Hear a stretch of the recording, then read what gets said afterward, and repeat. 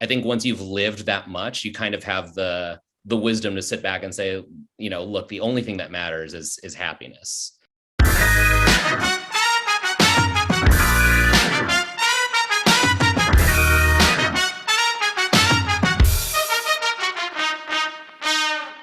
Welcome to the Funny in Failure podcast, a podcast that celebrates failure and shines the light on the emotional side of comedy, with yours truly, Michael Kahan. My guest today is kind, smart, caring, fun, a great conversationalist. I love his passion and hustle mentality. He has a really awesome and empowering story that I'm very excited to share with you. Mike is real life proof that with the right outlook and enthusiasm, we can achieve anything. So let's get into it. Mike Cabellon is an actor, producer, comedian, writer, and director. From performing on stage across the country to starring in some of television's most exciting sitcoms, as well as creating, writing, and producing award-winning digital content, Mike Cabellon is quickly cementing his name as one to watch in Hollywood. Currently, he's starring as Chief Strategist Tommy Tomás in Season 2 of NBC's hit comedy series Mr. Mayor, opposite Ted Danson and Holly Hunter, which is also created by Tina Fey and Robert Carlock, so check it out. He's also been in Orange is the New Black, High Maintenance, Crushing, New Amsterdam, Luke Cage, and he's also an active performer, director, producer, and writer for the award-winning story Pirates, which is a nationally renowned group of top comedians, musicians, best-selling authors, and incredible teachers who create existing content that celebrates the imagination of children. Their marquee program, the Story Pirates podcast, has been downloaded over 35 million times and consistently ranks in the top 3 for kids and family audio programming in the world. Also having won multiple iHeartRadio Podcast Awards, a 2020 Webby Award, and featured special guests such as Billy Eichner, Bowen Yang, Dax Shepard, John Oliver, and Lin-Manuel Miranda, to name a few. So as you can imagine, we cover a lot, where we talk about not having a plan B, pursuing entertainment, being a first-generation immigrant, happiness, doing improv at a young age, creativity, giving back, children's entertainment, hobbies, and being fired.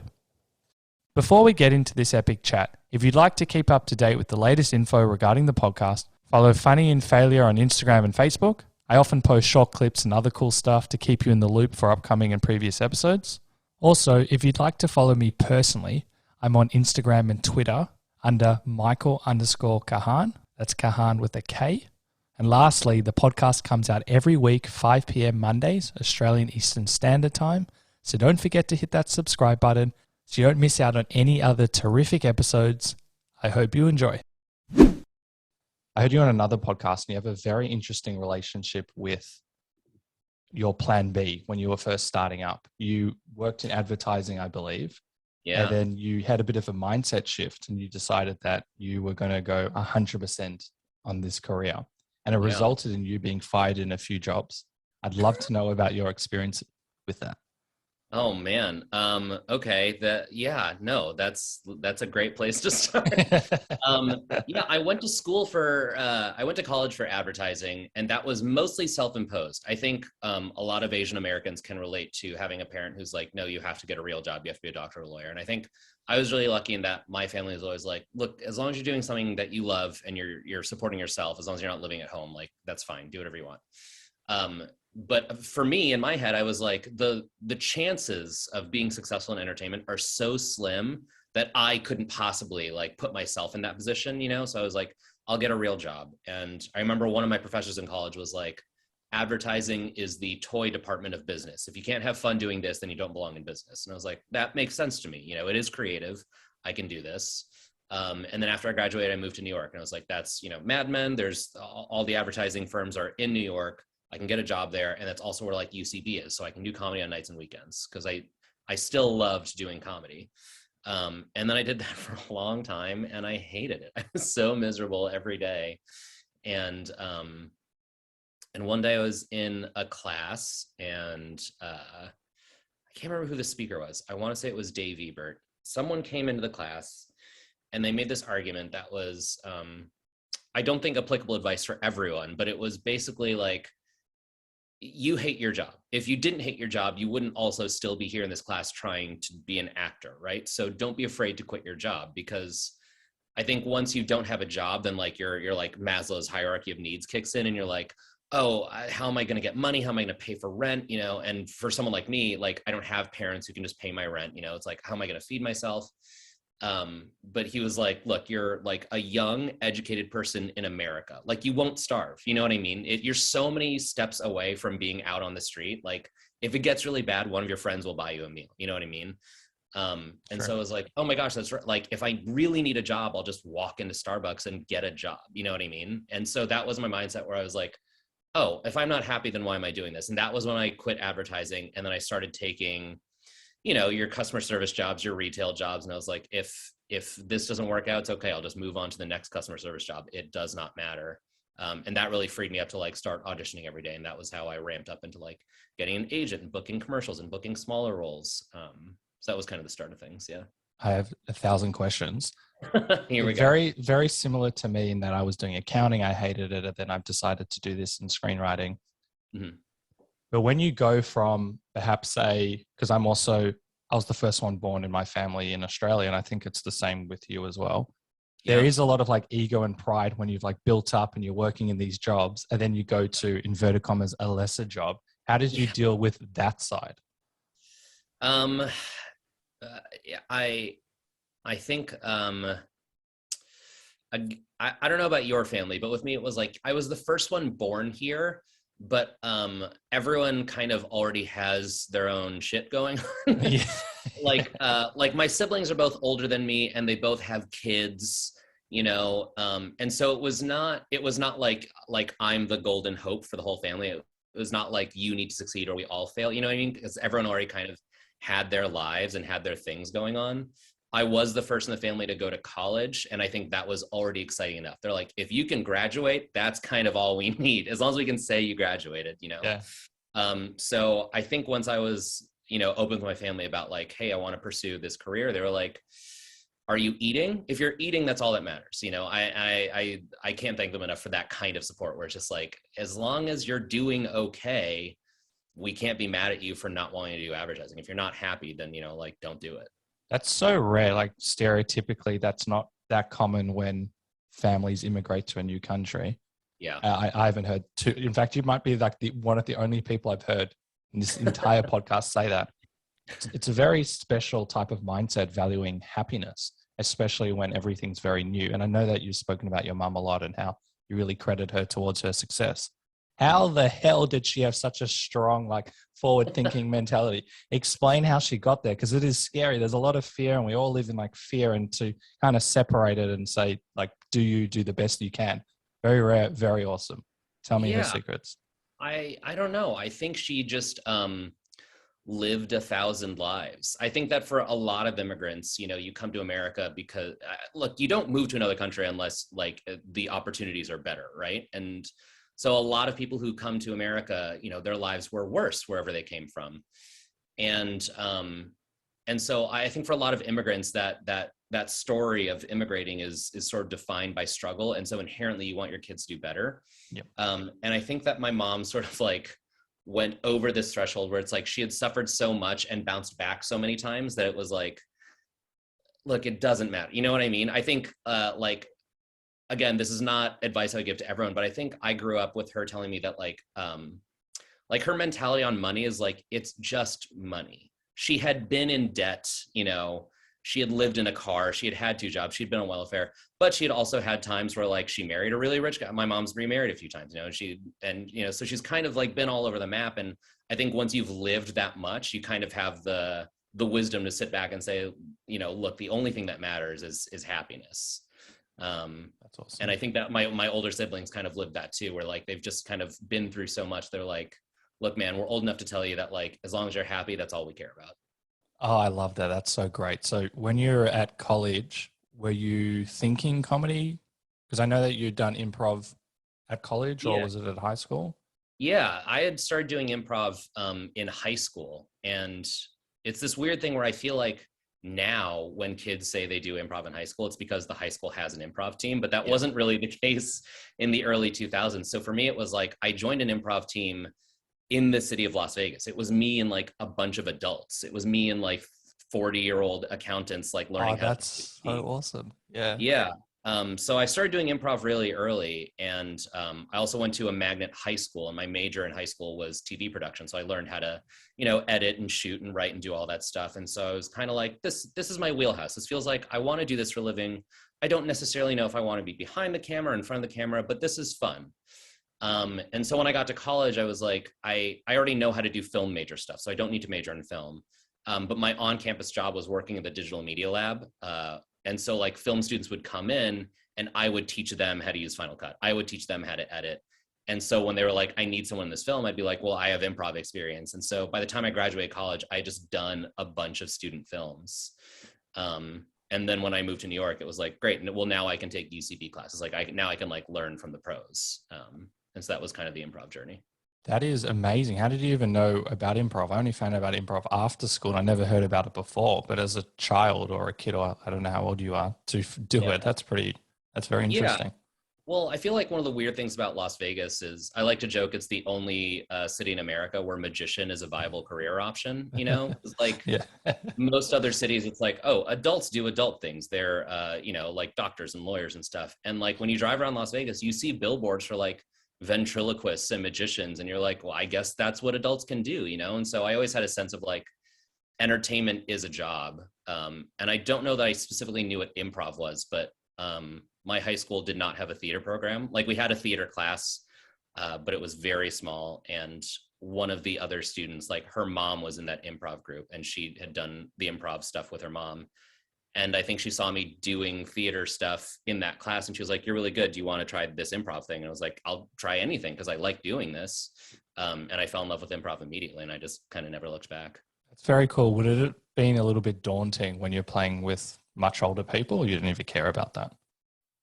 I tried not to think about it. I think looking back, if I had thought about it, I would have been freaked out, because there was also, at that time, there was a second city in Las Vegas, and a few of our group members were also taking second city classes. So it's like, yeah, they were like kind of really learning improv.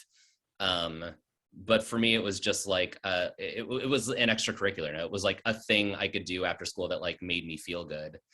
And it was, adults don't intimidate me. I don't think I've ever had like an authority complex. Oh, amazing. I'm also thinking, because you said it made you feel good. So what did it teach you at a young age? Because I go on rants about how amazing improv is. Just for inverted commas, the average person who has no comedy aspirations, just what it can do for your like whole being and mental health. What did it? Yeah. I think improv, it's sort of a danger. It's sort of not a selling point, but it can veer into like being a life philosophy thing. And I think when you learn it that early, because when you bury yes and that deeply in your subconscious, I think young people are so programmed to say no and to rebel, and that's okay. That has its place. But it was so nice to grow up with us, through my like late teens, early 20s, with a sense of like, just say yes to things. You'll figure it out later. Cause that's kind of what improv is like, you don't have a plan, but you'll figure it out. It'll be okay. And I think that's sort of like the biggest thing I got out of it as a teenager. That would have been a really good lesson. Like things will figure out. Did that transfer into outside of improv? Like whatever you're going to do, you're going to be fine. Yeah, absolutely. I mean, so I was doing improv in high school, and then, I didn't necessarily know that I wanted to do advertising in college. The one thing I knew when I was applying to colleges was I want to get out of Las Vegas. And so a friend of mine was like, hey, I'm applying to school in Chicago. You should apply to. And I was like, great. I've never been to Chicago, but I'll go because it's 2,000 miles away. So that was, sorry for cutting you off. That was the reason you picked it, was just because it was far away? Absolutely. Yeah. 1,000. Okay. Get me out of this hellhole city. And I think that yes and mentality is a little bit of that, where it's like, I've never been to Chicago. I don't even know, I have no cultural touch points for Chicago. But I'll go. That's like a yes and moment, is saying like, I'll figure it out later. I'll get there. And like, look, millions of people live in Chicago. It's not like I'm going to be the one guy who can't figure out how to live in Chicago. So, it's just immediately, there are just big decisions like that where it's like, oh, I can take improv mentality and apply it to this, where it's like, I will figure it out later. Just say yes now. So are you one of the rare breeds that is not an overthinker in this industry because of this mentality? Well, I wouldn't say that. I think I contain multitudes. I think that my therapist would call me an overthinker, but you try and every now and then you try and take a step back and just say like, okay, what really matters here? Like I think that naturally I'm inclined to overthink things, but then I'm usually pretty good about taking a step back and saying, well, thinking about this isn't going to change it. So let's just like let go of the things that I can't control. Okay, that's brilliant. I'm sure that would have been a journey, because that's also a rare trait. So when you were going through like the lower points, I guess, where you're working these new jobs and getting fired and you've got this new mentality, how did you deal with potentially like the disappointment and things not happening? I know that you booked some amazing jobs very quickly, but were you able to see it for this is the journey? Did you have a plan B? What was going on in your mind? Yeah. I think I don't know where I picked up this mentality, but I think there's a little bit of like the rejection is the job. You know what I mean? Like, definitely, to be able to like act on a project is like the prize that you get after working. It's the dessert, but like the actual meal, like auditioning is the job, I remember having this thought that was like, if I had to do this for the rest of my life, I'd be okay. You know what I mean? Which I think a lot of actors don't have. Like you hear stories about like, John Hamm saying, if I don't make it by 30, then I'm out. And like at 29, he books Mad Men or whatever that is. And it's like, I never had that. I never gave myself a deadline where it's like, if it doesn't work out by this point, I'm out. It was always like, if I had to work customer service jobs for the rest of my life and I had to keep auditioning and I had to keep making my own stuff, I'd be okay with it. I think I've heard Bryan Cranston say the same thing where he's like, I would do this for free. And that's kind of how I felt. And I think that it's like, it's less of like a philosophy and more of just like pure love of the game. Like, I love doing this. I wouldn't rather be doing anything else. And I still have that mentality now. It's like, even when like people are super racist or like the industry just like, I get news that's like really shitty. It's like, this sucks, but I wouldn't rather be back in advertising, like this is it. This is part of everyone has parts of their job they don't like. These are the parts I don't like. It's okay. You got to keep going. Oh, so what does it feel like to achieve your dreams? Do you constantly like move the goalposts and you're constantly reevaluating what you want? Yeah, I think that that's something that I'm struggling with right now, because I think that for all of my adult life, if you had asked me like, what's the big goal? Like, what's the ultimate you could die happy now? I would have said to be a series regular on a primetime network sitcom. And now I'm here. And so I've spent these last couple of years trying to figure out like, okay, what's next? And I there are these smaller goals where I'm like, okay, I'd like to sell a script. I'd like to develop a show. And those are like, 5-10 year goals. But as far as like, what's the next, like, what would I like to do before I die? Like it's a question I'm still grappling with, because I don't know. Is it a good thing or a bad thing? Does it force you to change how you work or what you're doing, or to perhaps do more writing? Or does it take up, like, what's kind of the balance with how you're going to approach this or approaching it? Yeah, it's I don't know, it's good and bad. It's a blessing and a curse. You definitely spend a lot more time writing, because that's something that I can control. So much of acting is not within your control. It's not up to you. It's not about you. If you talk to any casting director for more than 5 minutes, they're like, sometimes we just need someone taller. It's not about you. It doesn't matter, But writing is something I can do every day. I can sit at my computer and I can create something and work toward having a tangible product that I can show someone and say, this has been the past 6 months. What do you think? So that's what I do day to day to like keep myself sane. But there are also, I think what I struggle with now is the sort of like gatekeeping of Hollywood, where it's like, okay, I've poured my life into this script, and then showing it to someone, having them go, and it's like, well, that's outside of my control, but that's harder to let go of, Well, it's an interesting, like J.K. Rowling, for example. How many times was she rejected, and then she found the one publisher, or maybe she self-published, I don't even know. Or like Curb Your Enthusiasm. I would imagine if Larry was brand new and he tried to sell that idea, most people would say no, because it's so out there. There's always, right. Well, that's at least the mentality I have with my scripts, because I've written a lot in the last few years, and hopefully that's the case. But it's also interesting on the goal side. I had a guest probably a year ago, and he had achieved all of his dreams in writing. I think he's written a few books as well, top of the comedy game in Australia, done so many things, and he reached a point and he didn't know where to go to from there. And he had to kind of, like, I'm paraphrasing a bit, but reevaluate what was important to him, what did he like. And then he was able to steer himself in a really nice direction for himself. But he also said it was kind of a blessing and a curse, because he achieved what he wanted to, But the blessing side was it forced him to look at things differently and enjoy things differently and appreciate and be more positive and be more grateful. And it sounds like you're also doing that as well, to just see like. Yeah, I feel like I'm on my way. You know, I'm not quite at Nero wept for there were no more worlds left to conquer. You know, it's like I'd like to write and direct a feature, and that's a process that can take years and years. You know, but I would be blessed to reach that point that your friend did, where it's like, yeah, this is it. I've done everything. Now I just want to hang out with my family.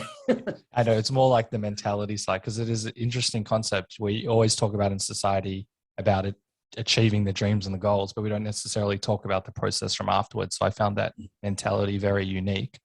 Another thing you said that I find really interesting, and it sounds like you've got a really like beautiful relationship with this. Going like, I guess, correct me if I'm wrong, like when you're going through advertising and like internships, I assumed you got quite good grades. There's not that much, yeah, you would have. There's not that much rejection. Like you might not get the grad job, or you might not get the internship or whatever, but you can see kind of the path. But as you said, you're going to get rejected so many more times than, and I guess maybe improv would have helped with that as well.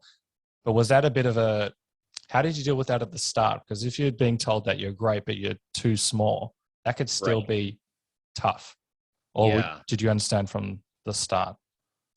I don't know. I feel like sometimes people ask versions of this question in terms of like how can I learn how to have that resolve? And part of me I might be wrong here. I'm speaking out loud. I think it might be like you either have it or you don't. You know what I mean? You either have the fortitude to just get slapped in the face every day for a living, or you don't. And that's okay. There's no shame there. I have a lot of friends that I knew in the New York improv scene who I like gave up sounds so harsh, but it is like, they're like, I love comedy, but I'd rather have a family. I'd rather own a house. I'd rather have kids. And it's like, that's great. I respect that, and good on you. And those are the people where it's like, they don't have, and again, no knock on them, but they don't have that resolve to just be rejected daily, to not have a sense of stability, not have a sense of like where your retirement fund is, you know what I mean? Or to not have a sense of like structure. You know, I think that if you're like a doctor, you're probably a person who likes structure, because 10 years ago, someone said, if you're in school for 10 years, you get to be a doctor. It's as simple as that. You got to put in 10 years, but then that's it. And, you know, with entertainment, it's like, you could put in 10 years, you could put in 20 years, you could put in 6 months. It could happen at any point in time. And I think that instability kind of scares people. And I don't know if you can learn how to be okay with that instability. I think you either are okay with it or you're just not. It's a very interesting take, because I think it can be quite brutal, especially when you come from a different system and then you're just being rejected left, right, and center. I know at the very start when I started, I handled it so badly. I took it personally, but then like within a few months, I was like, okay, that's not going to help. This isn't going to help me. But you also see with like stand-up comedians as well, where if you're getting up on stage and you can't handle necessarily the bombs, and that keeps on happening, it's actually okay to go to a different direction. But also if you can't do it necessarily because it's too much, then perhaps mindset shifts need to happen. But it's always so interesting when individuals talk about that, because I heard this story a little while ago. A stand-up comedian was doing really well, then hit kind of like a, I don't know what the right word is, but they weren't doing that well. They weren't getting any laughs. Instead of, not even that, they were just kind of bombing. And after a little while, they didn't quit, but they said, I'm going to take a break. And that break allowed them to consider if this is actually important to them or not. Because as you said, like, if you want to go in a different direction, that's completely fine, as long as you're doing it for your reasons. Because sometimes there is that mentality, you just have to stick with it. But if you're not sticking at it and you don't have the passion, then you're really going nowhere. Anyway, that's my take. Yeah, I appreciate it. It made me think of, I hate that I'm talking about this because I'm like so done with the discourse over it, but like the one observation I'll make about Will Smith slapping Chris Rock at the Oscars was like, I honestly think that like stand-up comedians are so they have that mentality of like, you can take a metaphorical slap to the face and keep going. Like you can just bomb a joke and be like, well, I'm going to keep being a comedian tomorrow. You know what I mean?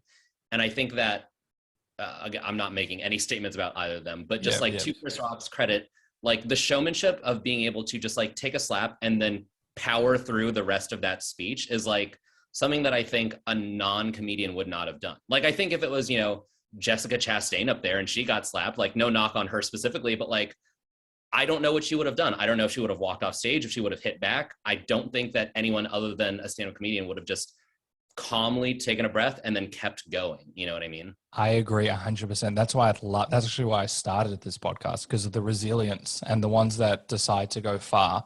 They've seen everything. They've been at the lowest of lows, and for whatever reason, I think typically because they've got passion and they want to grow, the ones that go so far, they can handle it, and they're so much more resilient. And then also, like, mentally, they've been able to work through what they need to work through. And you can see, this is a stereotype, but to see them just be able to take like life's punches and just go with the flow, that's the mentality that I love. And so your take is brilliant in that sense. I think that's very important. And it's also very important just as a life lesson as well. Yeah. I think a lot of people, it's a lesson some people don't learn, which is unfortunate. I think a lot of people kind of like take one knock and they let it define them. And I'd like to think that we'd all be better off if everyone were able to push through those kinds of things, you know? One example that springs to mind, when I was first started writing, and I was terrible, I had no background, so embarrassing. I cringe, but it's a good story in the end. I somehow got one of the like larger, whatever that means, producers in Australia, Netflix connections. And I sent her my script. I look back, it is so bad. And I was going to say, do you go back and read the old scripts? I'm not even going to, but yeah. It's been, anyway, I know it was shocking. That's not me being a critic. It was very bad. It's the first thing I've ever written. And I'm not, especially at that stage, the best writer in the world. You have to work at it, as you know. Right, yeah. It takes a lot of this is the mark of a good writer, is being able to admit, like, no, I went back and I read my script from like even a year ago and it's awful, you know? Yeah, like, I've had to. I think every good artist has that thing. Good, thank you. That's important. I actually have gone through that particular one and significantly changed it. In fact, I actually completely rewrote it. But anyway, she was very kind, and she saw me, and she just gave me some like life advice and said, you need to have the mentality like you're going to be doing this for 10 years, even if you don't sell a script. But she was so kind. She didn't say like too much positive, and she shouldn't, but she was just saying about the mentality that you need to succeed. And I was so grateful that she took that, whatever you want to call it, that meeting with me. She didn't need to. She probably gets 1,000 scripts a week. Maybe if she saw something, maybe she didn't. And I thought people, when I told them that she didn't buy it, people were like, oh, that sucks. But I knew straight away, I'm like, no, this is brilliant, because even if for some reason she did buy it, which she would never have, it would have never succeeded. I didn't know anything. I didn't know it wouldn't have worked. So I actually see that as, even though it was brutal at the time, because I thought you just sell scripts like that, which obviously doesn't happen. But it's actually probably one of the most important things in my writing journey. I hate saying the word journey, because it actually forced me to steer and change how I work and everything. But that came from a brutal rejection. Whereas I know that someone I've worked with in the past, when a similar experience happened, they gave up. And that was actually not them saying, like being angry and bitter. They realized, I don't want to do this. So it's an interesting kind of, Yeah. Do you, are you familiar with Ira Glass's little speech about like the taste gap? No.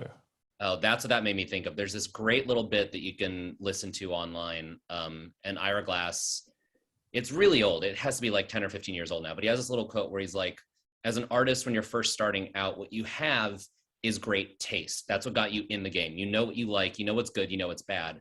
And if you want to try and do that, the gap between like your taste and your skill level is going to be huge. Like, you know what good is, and you're going to try and do that, but you're going to be really bad.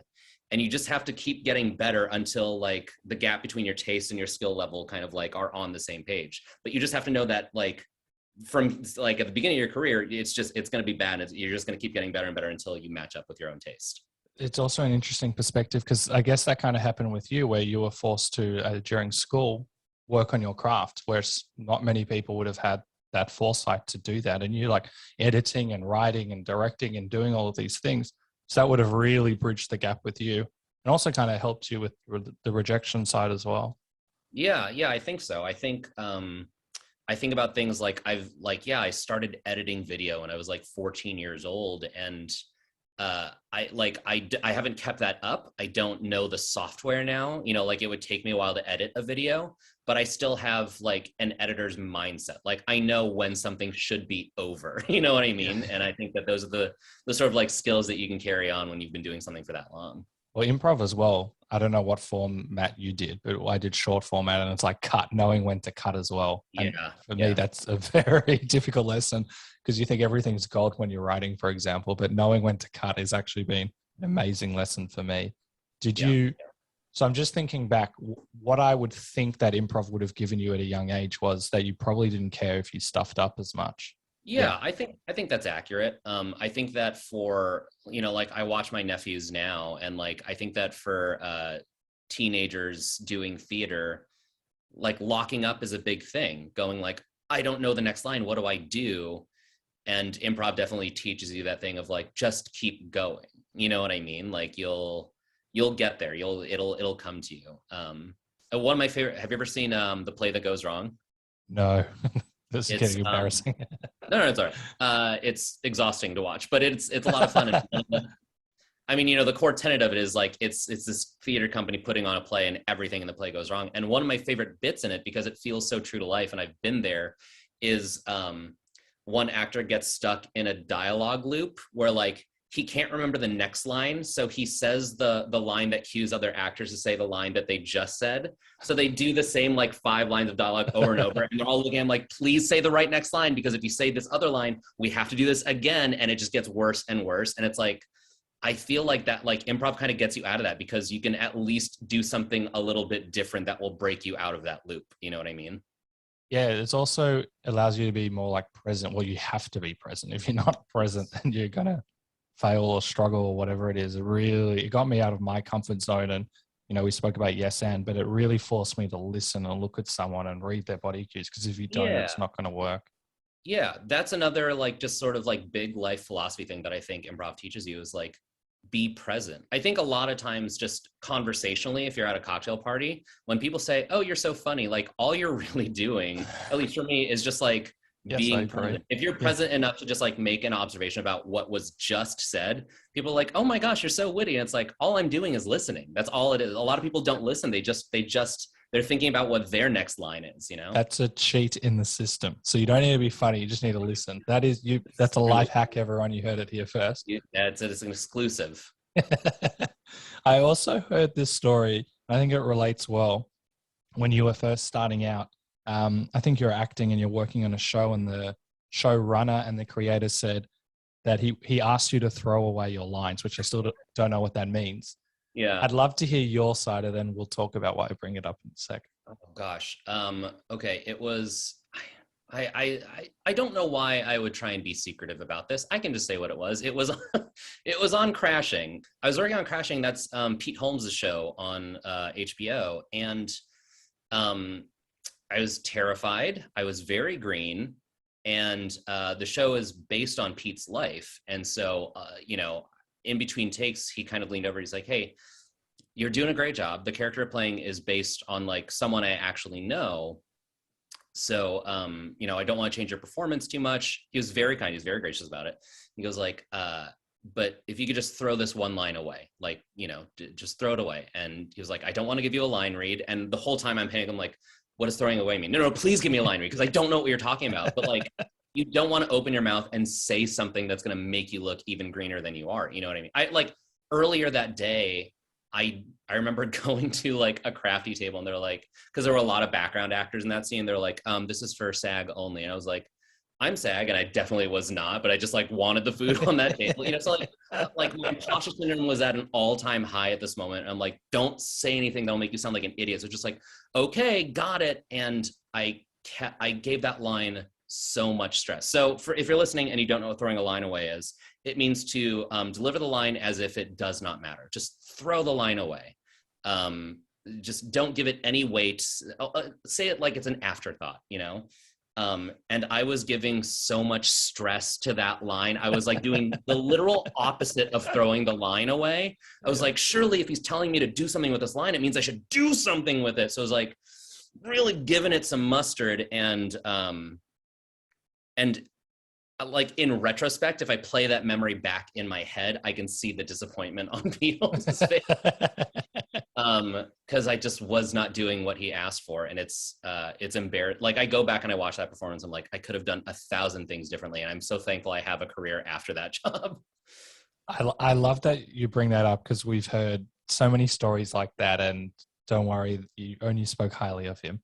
And also that's very kind of him because, you know, it's interesting, just as a side point, that you thought that you could have potentially been fired or not have a career, because we've had so many people be fired on this podcast, so many people.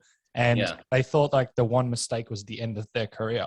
And whether it was their fault or not their fault, with the similar mentality to you, with the passion, the love of the craft, things just went upwards and onwards. Yes, it forced them to maybe like change things, but that yours is a great story in that regard, that I'm sure it changed how you like ask questions and changed how you, because I'm sure that perception came into it as well. You didn't want to be seen as like a dumbass or whatever, which is very common. What was your takeaway from that? And did you change from that experience? Yeah, I mean the immediate aftermath, the short-term stuff is like, oh, I don't know as much as I think I know. I need to study up. And I think that as an actor, that's become one of my pet peeves, is like, this goes hand in hand with what we were talking about like, you need to really love doing this. I think some people who are doing this who don't love it, what am I trying to say? I'll give you an example. I was on a sketch team once with someone, and our director gave one of the actresses this note that was like, can you play this like a manic pixie dream girl? And she was like, I don't know what that means. And we were like, okay, sure, maybe you don't know that trope. That's kind of crazy. It's a pretty popular trope, but okay.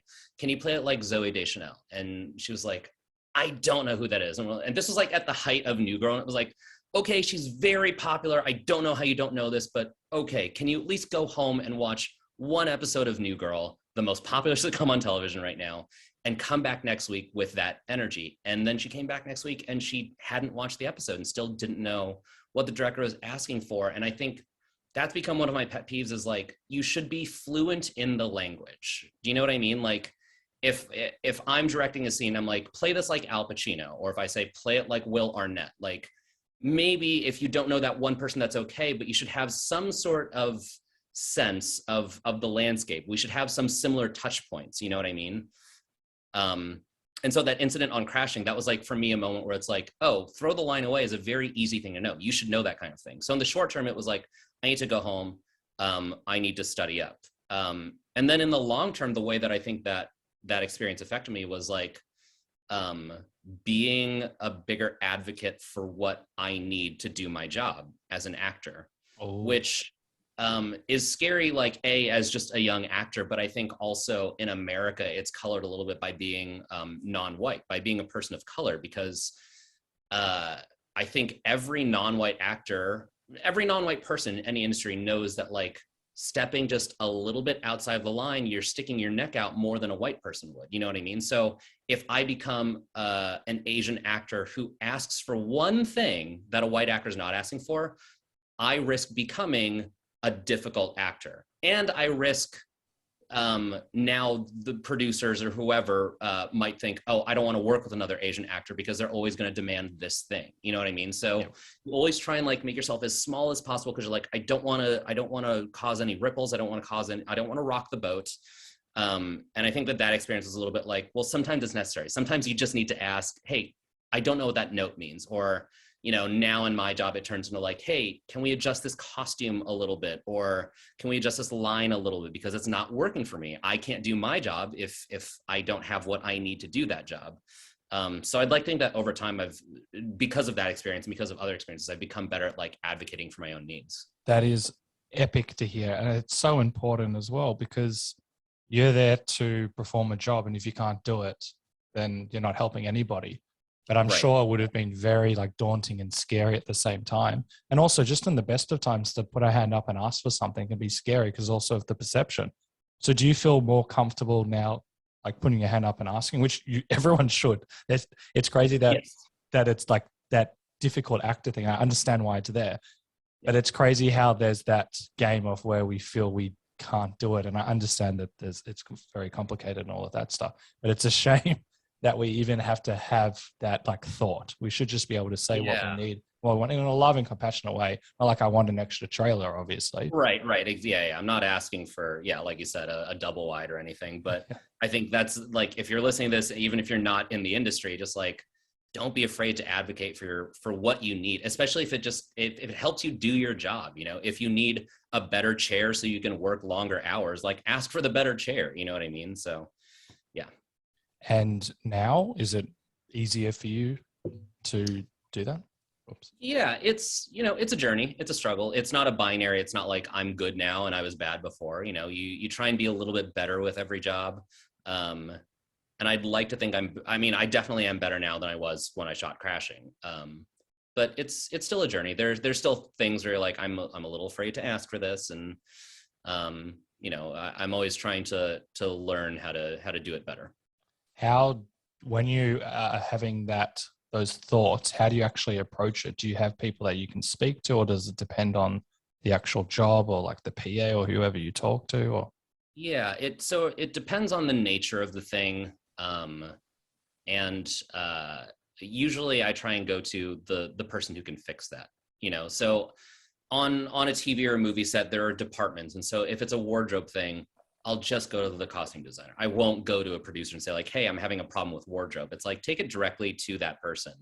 I've worked on things where it's like, this line is a little fuzzy. If we could adjust it this way. And it's like, that's a note you can give to the writer who's on set. Don't give it to the director. Don't give it to the other actor. It's just like, I have a problem with this line. I'm going to go to the person who wrote the line. And so I think that's another like transferable skills. Like if you have a problem, like go directly to the source of that problem. Don't try and fix it like in a roundabout way. But it also applies massively to life. Like, if you're having like a problem with our friend and we go to the other friend, exactly. and then you create so much unnecessary drama. But if you just deal with it directly there and then, or within like a certain time frame, it makes it so much easier. And I'm learning that now. I was the guy like a few years ago. If I had a problem with someone, I go to the other person. And I was like, now I'm thinking, what the hell am I doing? And it is similar. It was like, it doesn't help. You go to the source. And then there's also the Chinese whispers if you don't, which actually that's probably not the best way of saying it. But, there's the little broken telephone. I've never heard that phrase. What is a Chinese whisper? You know what I realized? I heard this on another podcast. It's not an American thing. It's an Australian like common phrase, which probably needs to change now that I've said it out loud. It's a broken telephone. It must be an Australian thing. Okay. Yeah. And it just doesn't help whatsoever. And I think it's something that I need to constantly remind myself. And I see it a lot where someone's got an issue, they don't go to the source. And look, sometimes you need to maybe like talk it out and figure it out. But I'm always a big believer of dealing with something there and then. Yes, we need to process it. And I think I heard, I don't know who it was. I think it's a famous psychologist. And he's like, obviously each situation is dependent on a few things, but like give it 48 hours. Because you're going to keep on playing it on. You've got 48 hours to deal with it. Interesting. Yes. Yeah. I'll be constant. It's like solving a murder. You got 48 hours to solve it before the case goes cold. Is that actually a thing? Yeah. The first 48 is what they say here. Oh, really? That doesn't seem like enough time to solve okay. Interesting. Maybe our system can... Well, look, it's not like the American police system is perfect either. So you don't need to take every page out of our book here. Amazing. Actually, I wrote down like 50 stories, but we briefly spoke about story pirates. Maybe was it off? I can't even remember. And I find this really interesting because you also sounded like you got to do a whole range of different activities and improve your skill sets. What is Story Pirates and how did you get involved? So Story Pirates is a children's media organization, and I believe let me see if I can quote the exact mission statement: to celebrate the words and ideas of kids. And the way that works is basically taking stories written by kids and turning them into, we have one of the #1 children's podcasts in the world.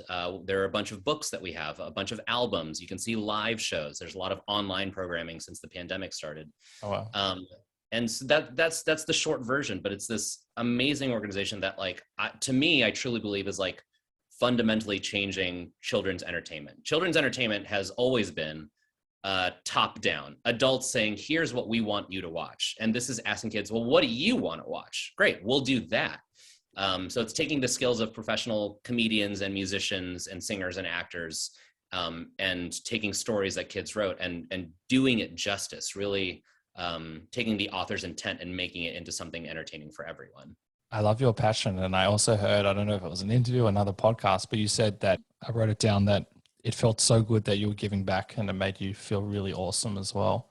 Yeah, sorry, go ahead. No, that really caught my eye, to speak in such a way where you felt that you were really giving back, and it sounds like an amazing.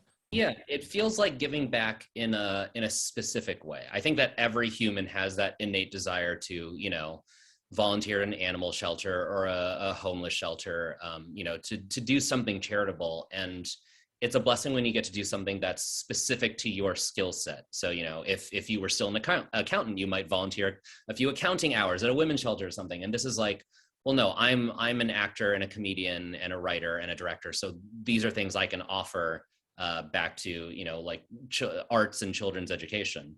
Yeah. So it's great. I love it. Are you still involved with that? Absolutely. Yeah. I'm still a writer producer on the podcast. Live shows have kind of taken a backseat in the past few years because of the pandemic. But I used to do a lot of the live shows too. And we just did a big one here in LA for it was our yearly benefit show. And it was nice to be back in a theater with actual kids in the audience. That was a lot of fun. And I would also imagine, do you get direct feedback from the kids, like in terms of once you doing everything? Oh yeah, absolutely. We solicit feedback from the kids. So there are sections of our live shows where we'll go into the audience, and it's basically simplified improv. We'll ask them, what characters do you want to see on stage? And we'll build that thing together with the audience. And it's so gratifying for us to see those kids' faces light up when their idea is brought to life. And I'd like to think it's gratifying for them too, because they're on the other end of that. It's like, wow, that came from my imagination. Now it's up there. And I think that's a really powerful thing for kids to learn, that what I say matters, that I can speak something into existence. I can say a penguin who loves donuts, and now there's a penguin who loves donuts up there. I think that's a really powerful thing that goes beyond just arts education, because now a kid can grow up and take that into any arena of life and say, I can speak something into existence. Oh, I wish I had something like that. Is it possible to turn it into a TV show or something? Because if you're getting... Yeah, I think there have been a few attempts. And I think this is just a testament to how insane the television development process is here in America. It's or in any country, I guess. But yeah, we're a very popular children's media organization and still are having trouble getting a TV version off the ground.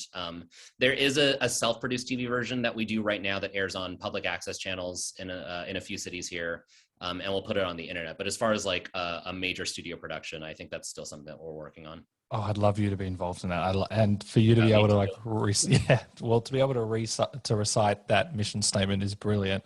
Did it also help because I think I saw a picture you posted with some real heavy weights in the industry. I would also imagine that it's also very good. Obviously you're there to help, but you also would grow a lot yourself, not only just working with the kids, but working with some really talented people as well. So it's you're getting everything. Yeah, I think that was one of the first things that attracted me to Story Pirates so there's branches in New York and LA here. And I joined the New York branch initially when I lived in New York. And even beyond just the mission of it's for kids, there's also a large pedigree of people who have been story pirates. I'm trying, Rachel Bloom was a story pirate. Bowen Yang was a story pirate. Sashir Zameda was a story pirate. Yeah, there's so many famous people who have been through the program. And at the time when I was in New York, it was oh, this person's really funny. I've seen them do shows. I really like them. They're also a story pirate. And so it just seemed like a good group of people to be a part of. If I can get into a room with these people and make them my colleagues, then that's a selfish thing. That's cool for me. And then also at the end of the day, we're doing this show for kids. That's a net good for society. And so it felt there's no reason not to join. I wouldn't even see it as a selfish thing for you. It's just because you love this and it's helping you grow, and then you can provide more, I guess, in that sense as well. I've always had to I'm just speaking aloud on myself, is to not necessarily see these things as selfish, because you're also providing a service. And whether you leave tomorrow, but you still can transfer those skills into what you do as well. So it just sounds like huge ticks all the way through. Yeah, we need something like that here. I'm very positively jealous of you. I need a better word than jealous. Look, you can start it. You can be the change. You can start building the organization in Australia. I think that's a great idea. I'll speak to the Netflix producer and we'll see. Yeah. What I've also noticed just after speaking to you, it sounds like throughout your whole life that you've been able to do it yourself. And if there have been like hurdles, you've been able to like jump through them, and you've just been able to move forward despite like anything that's really happened to you. And I know you credit your mum towards that, but it's also very interesting getting to where you've been in this industry, but to constantly like want to grow and do all of these skills, whether it's improv or learning to edit and direct. Did you just have that mindset that you're just moving forward the whole way through? Did you have these moments of like potentially low points where you're like, I need a break or I need a stop, or the whole time through you're like, this is what I got to do to succeed? I think it's the latter. I don't think I've ever had a sense of like, I need a break.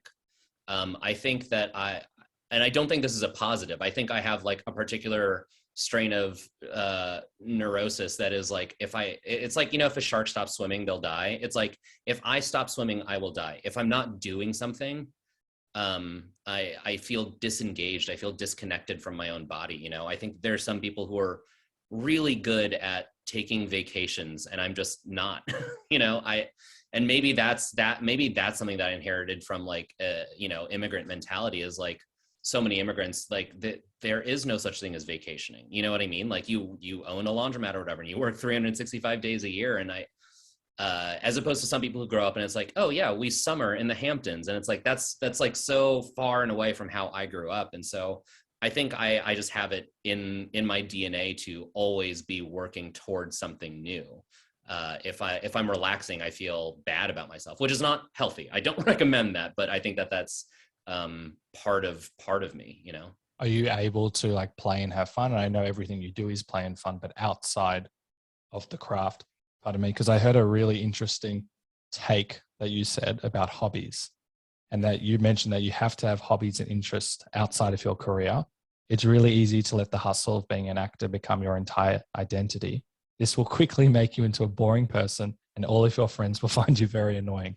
And that really resonates with me because that was me a few years ago. So I think we've all been that person, and we all know that person who's just kind of like, I feel like this was a big part of the reason that I didn't get along with advertising people, actually, is I think a lot of people in the advertising industry like are designers or are copywriters. Like that is a core tenet of their identity. And it's like, okay, but do you like music? You know what I mean? Like they just didn't have anything else about them. They just sort of were their job. And I think that a lot of actors and writers are kind of the same way. It's easy to just let this be your whole thing. So I think it's important to have those hobbies and outside influences and ways to take a break and take your brain off things. Because it's sort of easy to do the easy versions of taking a break. Anyone can go to a museum and be like, I spent an afternoon at the museum. Anyone can go to the zoo. You know what I mean? Mm-hmm. But it's so much more satisfying when you're invested in something, when you're like, I really like knitting. I have a little Etsy shop where I knit sweatshirts, and it's like, cool, that's great. I'm so excited for people who have like their little side thing. What was the moment like when you realized that you were that person that only talks about, if there was, or I can't remember. I can't pinpoint an exact moment, but I feel like I started to get a sense where it's like, if you meet someone new at a bar or whatever, and you're like, I'm an actor, they kind of like roll their eyes, and it's like, oh, that's a bad thing to say, because there's a stereotype attached to that. You know what I mean? And so I learned to start saying comedian because that's at least a little bit more interesting, and then to dovetail that into like, and I like to act and write and do all this other kind of stuff. That's very cool. We had a guest on the podcast, and very early on, he was talking about what we were talking about, and his identity was to be an actor. Everything he did was to be an actor. And he did this workshop, and the lady said, get a hobby. And he's like, why would I get a hobby? He's like, she said, you have to get a hobby. And he didn't understand it. And she explained, and I think it was like a bit of like a knife piercing through his heart, because he thought to be a successful actor, you only had to do acting things. But she's saying, if you want to grow as a person, you need to do other things, and growing as a person will actually help your acting. And it's the same with either being an accountant, I guess, as well. If I'm only doing accounting things and I'm not enjoying life, it will breed in towards that identity. And yeah, I was gonna say, I also worry about if you tie your whole identity to one thing and that one thing goes away. Like this is like my like crazy brain, but I not infrequently have the thought where it's like, if someone threw acid in my face tomorrow and I could not be an actor, like at least I can still write, you know what I mean? Like, or I also like playing music. I could be a musician. Like there are other things I could do. Whereas like, I think if you are one of those people, it's like, I am an actor, that's all I do. And you know, you got hit by a car and you couldn't do that anymore, then you would lose so much more than just your bodily autonomy. You know, it would break a part of your spirit, because now everything that you knew about yourself is just off, you know? Oh, I like that, because you can do so many different things and you're not just the one thing. And I've noticed through my life that when I've identified as the one thing, we also fight for that. And if we're not that one thing, then we can experience like mass lows. For example, with the accounting, if I'm an accountant and I'm not working, then my whole identity is kind of like broken or shaken. And it's been very solid advice for me to experience things outside of the one thing that I'm doing, like improv, for example, because that helps. It teaches you so many different things. And anyway, that's my long spiel. No, I loved it. That was also, this is just a plug for the movie Soul, the Pixar movie Soul. That was like the whole lesson of the movie I thought was so beautiful. And I think is like maybe too out of touch for like being a family movie, but I thought it was a beautiful message where it's just like, this guy thinks he is a jazz musician, and he is, but also life is about so much more than just being a jazz musician, you know? And I was like, God, what a beautiful, I wish more artists would watch that movie. I'm going to have to, where did I see it? But anyway, I'm going to have to watch it. I always, after every podcast, I write a list of things I need to watch and read. So oh yeah, check out Soul. It's great. One thing I wanted to tie up before we did the rapid fire segment. Oh boy. Okay. Oh, actually, I got so many points. Doing it yourself mentality. And I found another quote of you. Just sounds like I've got a book of quotes. Do it yourself. The cavalry is not coming. Nobody will ever hand you a blank check and tell you this is your big break. If you want something, get it done. You have to do it yourself. Nobody wants you to build a snowman. But if you roll up that huge first snowball, then you'll be happy to add that charcoal, buttons, and carrot nose. I thought that was brilliant. And that's what I was alluding to before, in that you've been able to like move forward and you realize that, you probably had a lot of people help you along the way, but at the end of the day, it's your life, that nothing's really expected, but you've been able to go down your path. Yeah. I'd like you to, expand on that quote, because I loved it. That was the first thing I found. I love when people use the phrase "do it yourself," because that evokes a very specific memory for me, which is like, I grew up like in the punk scene, oh really?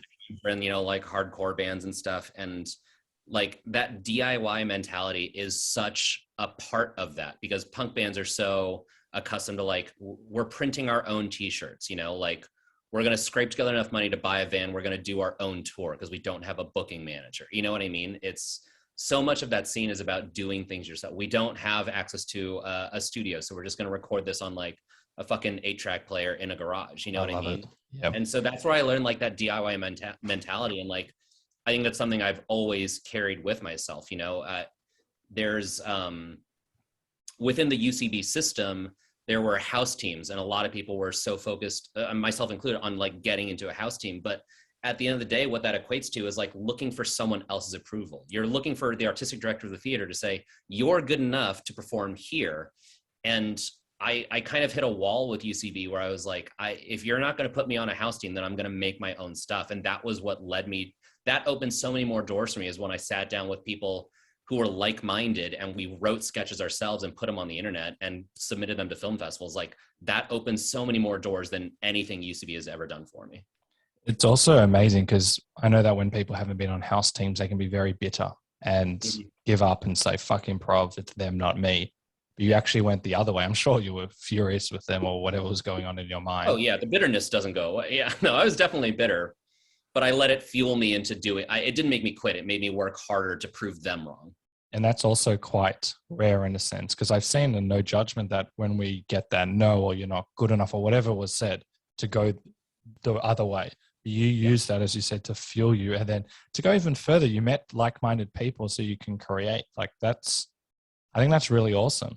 Yeah, I was going to say, I think that that's an important aspect of an artistic life, but I think any life is like find your people. I think that's the biggest thing you get out of UCB. It's not necessarily the hard skills of improv, because it's like you can kind of get that from a book and by doing a bunch of reps and getting experience, but like what you get out of places like UCB is meeting like-minded people. And I think that there is no more valuable thing to a person just starting out in this kind of career than to like do whatever it takes to meet like-minded people and work together, because you're like, the most important sort of networking that you can do is like lateral networking. Like, it's not important for you to meet like the head of a studio so that they can help pull you up the ladder. It's like, you should meet people who are at your level so you can make things together and push yourselves up together.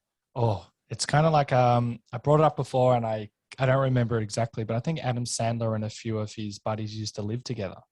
And Oh, really? I think so. Or Judd Apatow, definitely. Maybe them together. They know each other. Anyway. Yeah. Anyway, we'll just go with this story. And I think they lived together and they kind of had the mentality that we're all going to grow and improve together. Because if one person succeeds, I succeed, and vice versa. And also you're in an environment where you're like challenging each other and you're working together. And that's a lot better. And it's also more sustainable, because if you look at a pyramid, that's your base. But if you just know the CEO or whoever, you're not going to be able to sustain that success because you haven't built and learned those skills. So I'm a massive believer of finding people that are right for you. And there's a lot that aren't going to be right for you, and that's fine. That's the world. But that's what improv kind of did for me, was to see people that would be in alignment with like my comedy or my goals. And also as a human as well. Doesn't need to just be comedy as well. Right. Yeah. No, some of my closest friends I met through improv, and like, even if they don't do comedy anymore, I still like hanging out with them. You know what I mean? I'm a big believer in that quote. If you want to go fast, go alone. If you want to go far, go together. You know, that makes so much sense to me. It's like, you need a community. It was interesting when I did my first class at improv, and no judgment whatsoever, half the people had like comedy or acting or whatever aspirations, and the other half were purely there to grow as a human, and they had very strong anxiety. But to see the development, also just a huge credit to them. Improv, when you've got huge anxiety, that is the scariest thing. And I asked them, like, why are you doing it? And they're like, because it's the scariest thing that I can think of. And I was like, wow, for you to do this, that is just epic. Anyway, the transformation was brilliant, and they could apply that towards their whole life. But also they met people that had no comedy aspirations or whatever you want to call it. And I think that they could kind of relate to, in a sense, because you're always going to find people when you're doing something a bit more challenging. Hopefully you're always going to find people that you're in alignment with as well. So that's my huge plug. Everyone do improv, and if it doesn't work out, it's still fine. Yeah, exactly. Yeah. There's no downside to trying improv. Exactly. So what we're going to do to wrap up the podcast is we're going to do a rapid fire segment. So the first thing that springs to mind, but you can take your time to think about it. I'm also going to have some water. Yeah. We both need to hydrate before this. What brings the best creative content out of you? Limitations. I hate having a blank page, but if you say, write a 4-page sketch that takes place on the moon, then it's like, that's so much easier than being like, I could write anything today. So I think if you have writer's block and you don't know what to do next, make arbitrary rules for yourselves, because it's much easier to draw inside of a box than outside of a box. And if you do have writer's block, are there any other techniques that you do, like going for a walk or something like that? I just heard someone else say this. Who was it? I think it was Mike Schur on Script Notes, who said the best ideas are, I don't know if you listened to this episode. He said the best ideas are, actually. He said the best ideas for him are inside out. Meaning, like with The Good Place, it was not a show set in the afterlife. It was a show about being a good person. Because if you say, let's set a show in the afterlife, that could be anything. You could write any character, any situation. But if you say, I want to write a show about what it means to be a good person, then you're like, okay, what kind of environment would help me show that? Oh, the afterlife, you know? So it's sort of like, it's easy to look at the landscape and be like, you know, there are no shows set on a spaceship right now. I'm going to write a spaceship show. But to me, it creates a better product if you're like, I want to write a show about my complicated relationship with my mother. And what if my mother were a spaceship? You know what I mean? And so I think take the idea that you really want to say, take the themes that you want to write about, and make that your goal, as opposed to like, I want to write a show about like guys who work in a coffee shop. Because it's like, that could be about anything. Yep. I think it's the macro, not the micro. And also that's like longer term success as well. Yeah. Biggest pet peeve?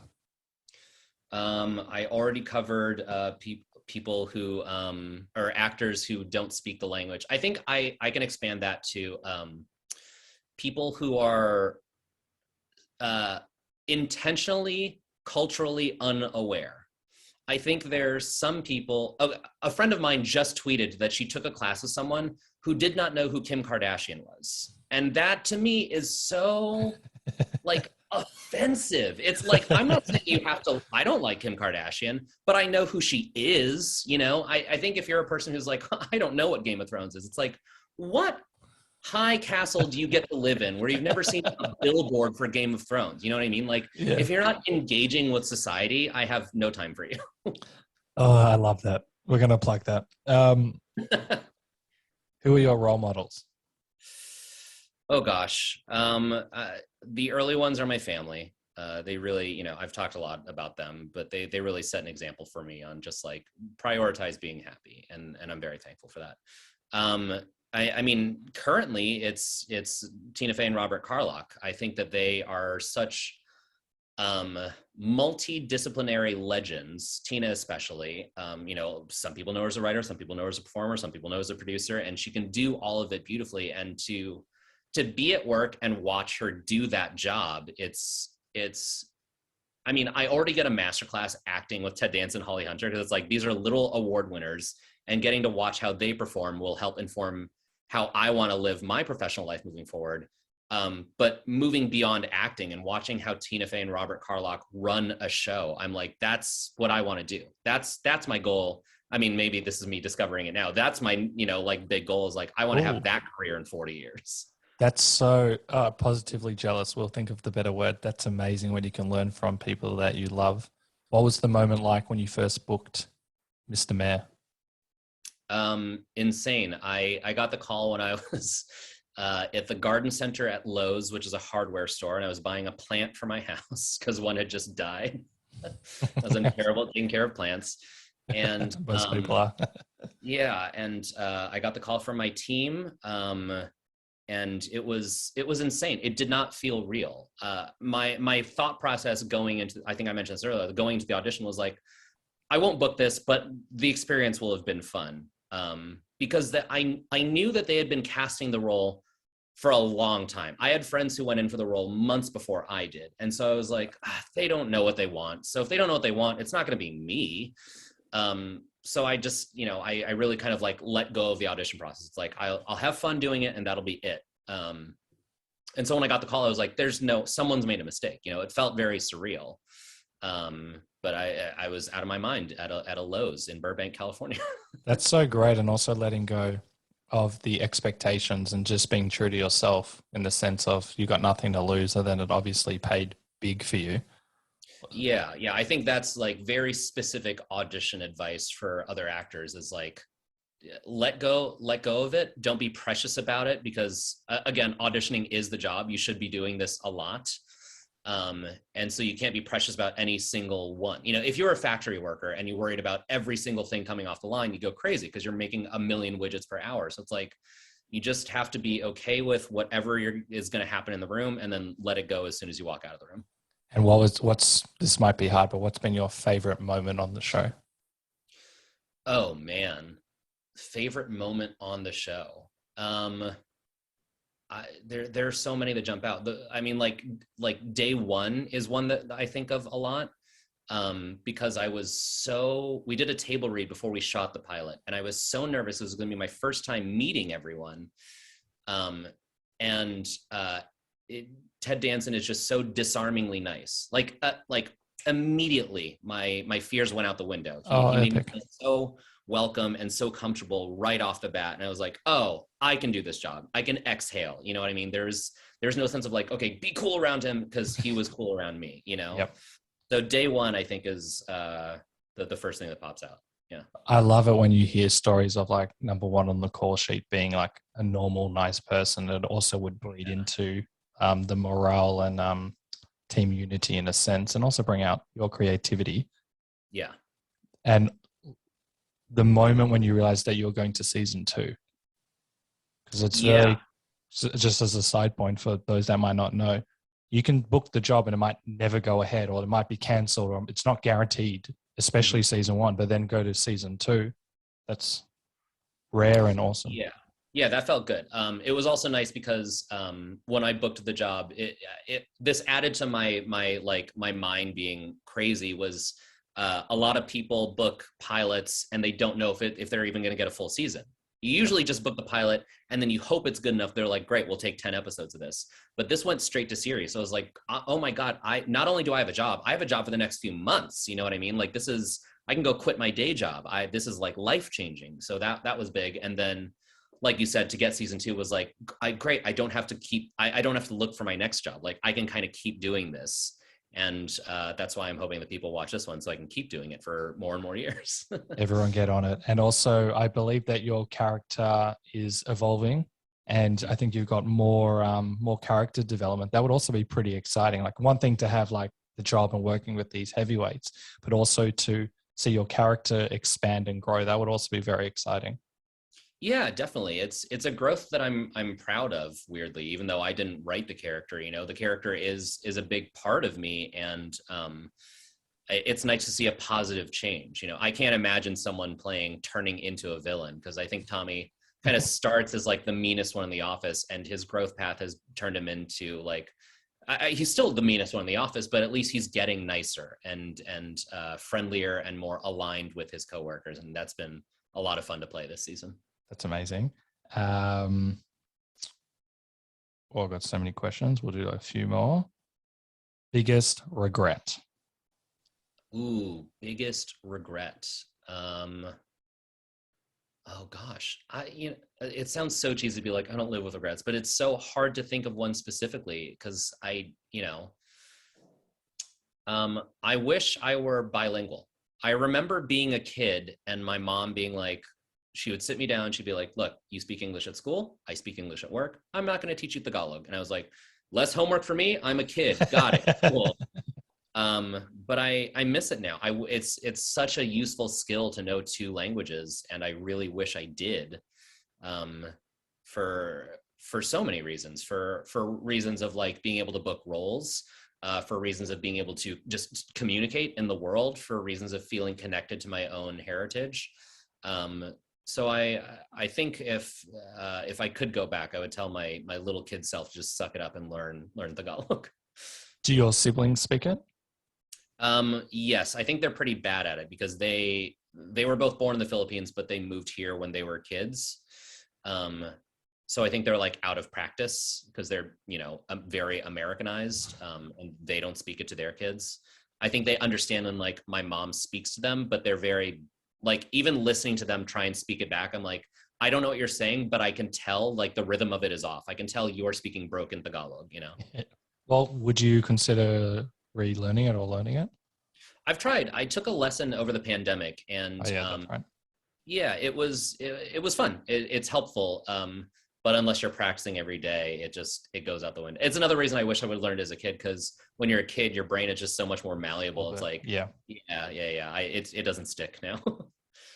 We had Reggie Lee on the podcast. Oh, he's great. Love Reggie. It's actually like crazy, because I'm Jewish, and when people go, do you know so-and-so? And I'm like, yeah, actually I do. But it's like, there's a lot of Filipino Americans, and you know him as well. Yeah. I forget what I was bringing him up, but he's very proud of his roots, which is awesome. And I think he spoke a little bit about the language as well. I can't remember. But anyway, what's been your special ingredient to work all these years? Oh gosh, special ingredient. Tenacity. I think that's the one word summary to like do it yourself and don't give up at the same time, is just like, and again, this goes back to what we were saying about like really loving it and wanting to do it, even if you weren't being paid for it. That to me, that's tenacity. It's just like, don't stop. I have a postcard from a friend framed here in my office. because he sent it to me, and all it says is "Don't ever stop," and that's like just like something I can always go back to. If ever there's a point where I'm like, this sucks, I had a huge blow to my career because X, Y, or Z happened, I can just think, don't ever stop. And that'll keep me going. What would you do if you knew you could not fail? Have you seen The Dropout? No, another one. Add to the list. You gotta start The Dropout. It's the Elizabeth Holmes Theranos thing, and that she has that put on a paperweight in like episode 2.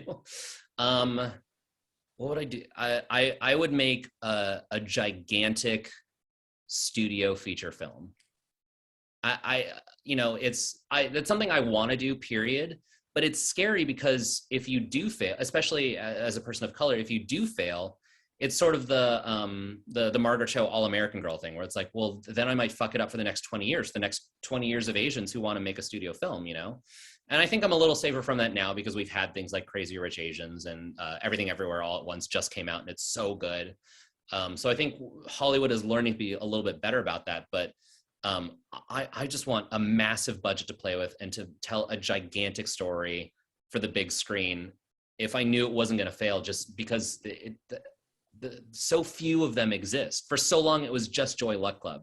And then it was just Joy Luck Club and Crazy Rich Asians. And it's literally only in like the last 2 weeks that's been like, oh no, Turning Red is like also one of those movies. You know what I mean? And so yeah. I want more of those. So if I knew I couldn't fail, that's absolutely what I would do.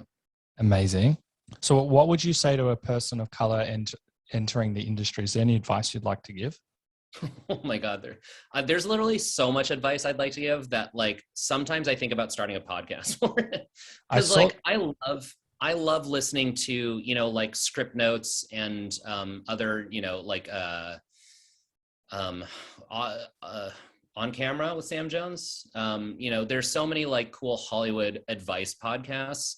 But so often I think that's not advice I would give to a person of color. Like we really do need to sort of behave in a different way. And it shouldn't be that way.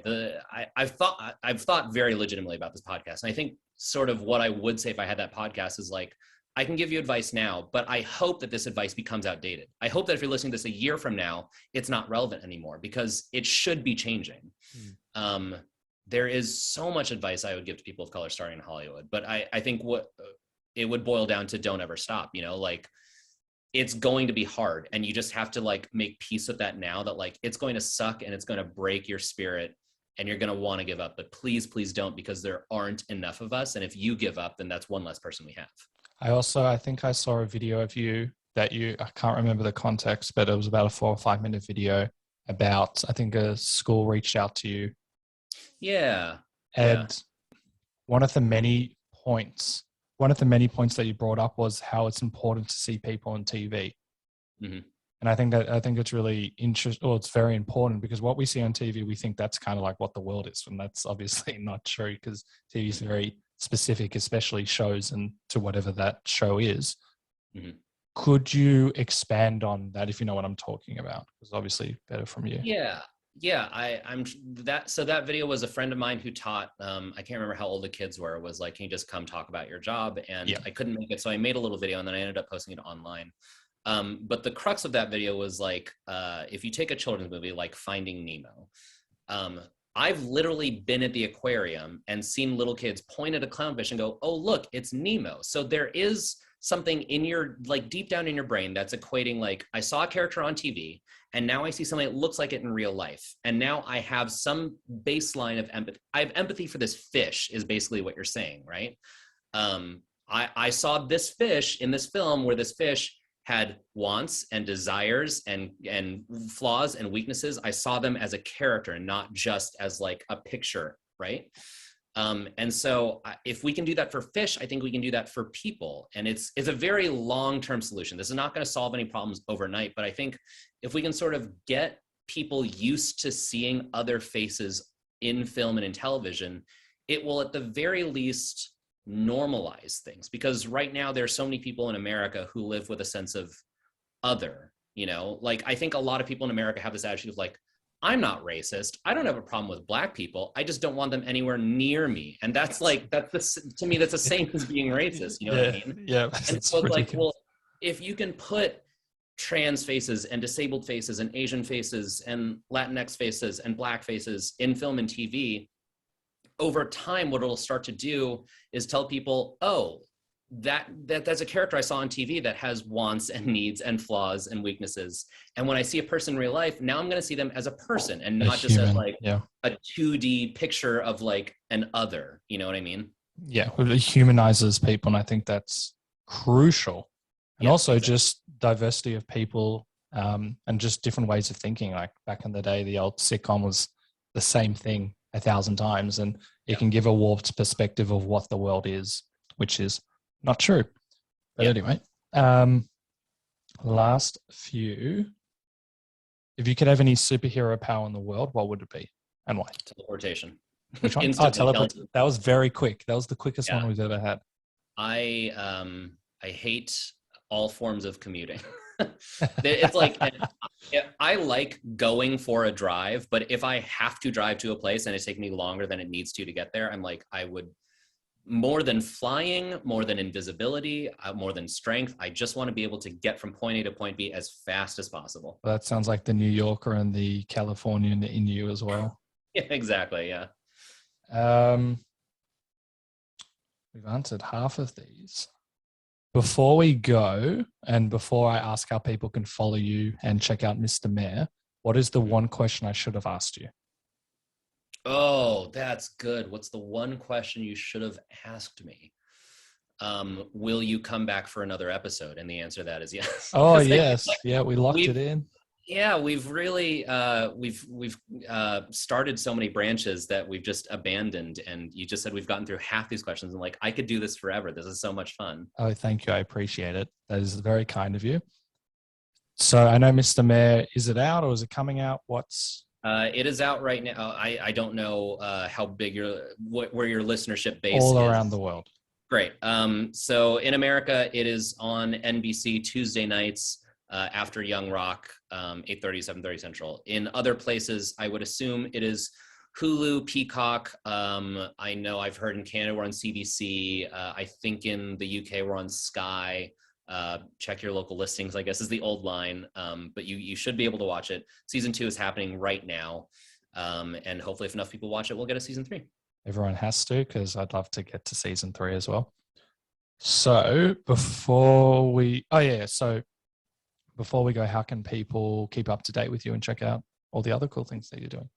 I am at Mike Cabellon on Twitter and Instagram. Awesome. We'll upload that in the episode notes so people can check it out. Thank you so much. You are amazing. And we covered so much, which is brilliant. And you positively challenged me in so many wonderful directions. So I really appreciate it. I'm so glad. Yeah, this was so much fun. I really had a good time doing this. Thank you for having me. I love Mike's take on identity and being a multifaceted human. He jokingly says that we need to have more than the one thing that defines us, as one, it narrows our scope of being a well-rounded individual, and also that we'll be boring and no one will want to engage with us. Jokes aside, Mike is highlighting by having more than that one thing actually helps feed other things in our life.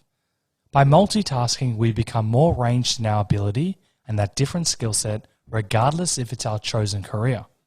This actually helps ground us and allows us to think and use our brain in different ways, i.e., by having multiple interests or experiences, we build ourselves up, and this can actually help our chosen career. There's so many things out there, and I'm of the belief that if you find many things that make you feel joy, which ignites that fire in your soul, you'll be better off in the long term. So I'll leave you with this epic quote by Anonymous. You can't do a good job if your job is all that you do. If you like this episode, share it around, tell your mates. It really helps grow the podcast and spread the positivity and love. Thank you for listening to the Funny and Failure podcast, exploring the deeper side of comedy.